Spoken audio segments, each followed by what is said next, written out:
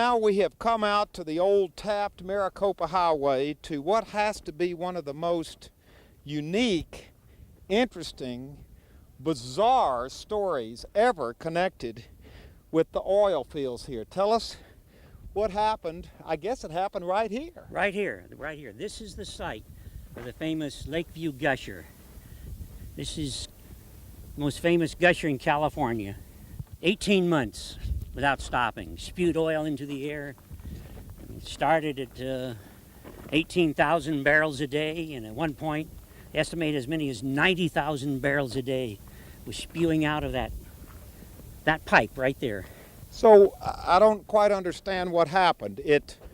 They struck oil here. They struck oil here.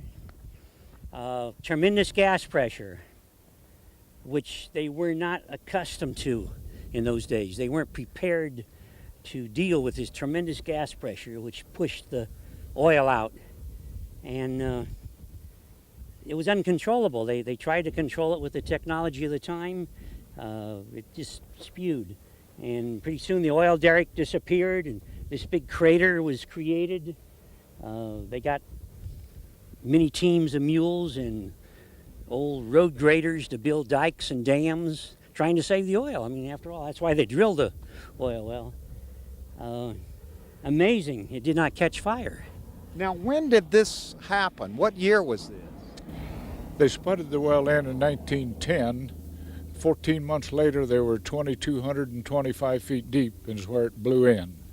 And then it blew for an additional 18 months. So you mean there was oil coming out of here uncontrollably for 18 months? Yes, that's right. It blew all that time. It subsided toward the end, but it was still blowing oil at the end. And what happened at the end, it caved on bottom and simply stopped. Let's walk down on in here. Now, what would all of this area have? Well, we would have been standing under oil right now, wouldn't we? Oh, yeah. Right. The floor of the oil derrick that drilled this was many feet. Well, you can see around here, this crater was created. So this really wasn't the wellhead. This was the pipe that was in the well. The wellhead was some 12, 15 feet higher than above us. Above us. And these were the well, you can see the irregular shapes there. They're still part of the old burlap bags that they used to build the dikes to keep the oil from flowing down. Where you can't really see, but about southwest of here, 6-7 miles, was a big, beautiful lake called Lake Buena Vista. And they knew they had to keep the oil from getting down to the lake. So they built the dikes along the low spots first, and then there was some 60 acres of oil ponds. 60 acres? At one point, the oil was flowing to, it was nicknamed the Trout Stream. They'd have rowboats in there to... on the lake of oil. At one point, when you have 90,000 barrels a day, you know, that builds up, it spreads out. It's difficult to contain. So this is all part of that original oil that flowed out. Right. This is 6 to 8 inches deep right here, and it went all up the side here. You can see parts of the old burlap sandbags. Oh, here's part of oh, look. It's all still, yeah. The burlap is still here. Still there. Smell it. It still has a petroleum smell to it. So this was put here in 1911. And it's still here today. Pretty good shape. Petroleum is a preservative, you know.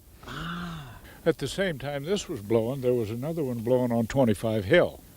And the one on 25 Hill caught fire, didn't it, Bill? Yeah, it did. Yeah. And so you could do it light as day in the middle of the night here with that other gusher about, 3 miles? About 3 miles from here, that other gusher would blow it. So that must have been a bizarre time. They ran tours 24 hours a day.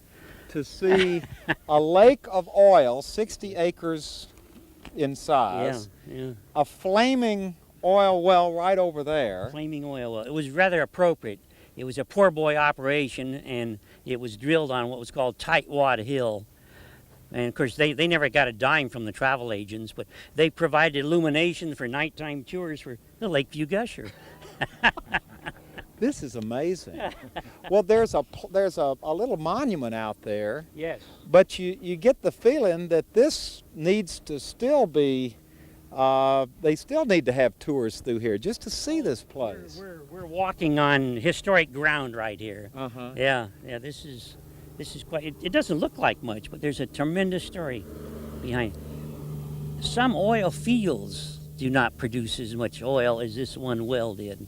It still is the single largest producing oil well in the history of the state of California to this day. This one. This well produced more oil than any other single well in the entire state of California.